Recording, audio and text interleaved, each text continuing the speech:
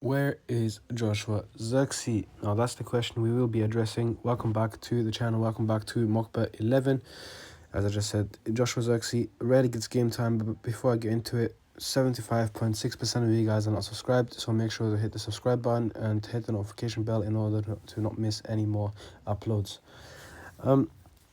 Joshua Zirkzee, for me, he's like one of my favorite players in this team. I'm going to say that from the get-go.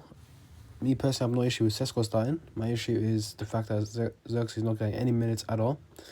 A lot of people are excusing it with the fact that we are in no European competitions. We are not in the Carabao Cup. We are obviously the FA Cup hasn't started yet for the Premier League teams, etc. I think it started for the lower league teams. But the thing is, I remember people's narrative being, oh, we have no European football. We can see a lot more players on the pitch, etc. Some people are saying, oh, okay, yeah, but Zirkzee is not better than Sesko. Zirkzee is not better than the number 10s that we have. All right, cool. But then I can use that same argument for Harry Maguire. He's not better than any other starting centre-backs. He's not better than any other backup centre-backs. So why is he getting minutes? Why is Aiden Heaven not getting minutes? That's another player that I want to ask questions for.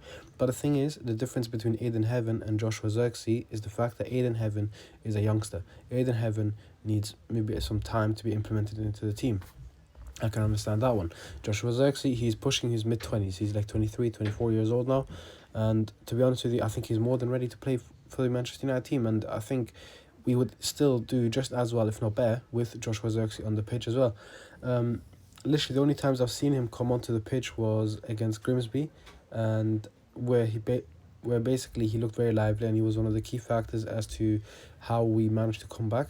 And also against Manchester City when we were 3-0 down, which in my opinion is very disrespectful to only bring him on that game in the Premier League and not in any other games where maybe we could have needed someone with this skill set, because people will say he's finishing. To be honest, I think he's a good finisher. I think I've watched him when he came through at Bayern, and to be honest with you, he's a very good finisher.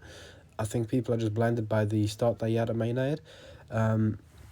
Even on the ball ability as well, people were doubting that, and now suddenly everyone's glazing it. And yeah, I mean, look, Joshua Zirkzee, for me, I don't understand it. Is he like the Kobe Mainu of strikers for Ruben Amorim or something? Like the player he refuses to play no matter what. Like Kobe Mainu, at least he's getting some sort of minutes. Joshua Zirkzee is getting none. No clue why, because especially when Cunha and Mount were injured, you'd think, okay, yeah, this is his time. But instead, Amorim opted to play Amad Diallo as a 10, where Amad Diallo, we all know he stinks there. And then he puts Diallo on wing back. And obviously Diallo is a liability. Amad at 10 is a liability as well. But yeah, hopefully we get to see Joshua Zirkzee play over the next few games. Hopefully it's just a little phase, because genuinely it would be such a waste to let such a talent go, because I think a player like him complements players like Cunha and Burmo, Mount, Ahmad. And we've seen that with the Ahmad and Mount, for example, last season as well. Obviously, that's nothing against Sesko. I mean, Zirkzee can play in both the 10 positions and the striker position. But yeah, I guess we'll see.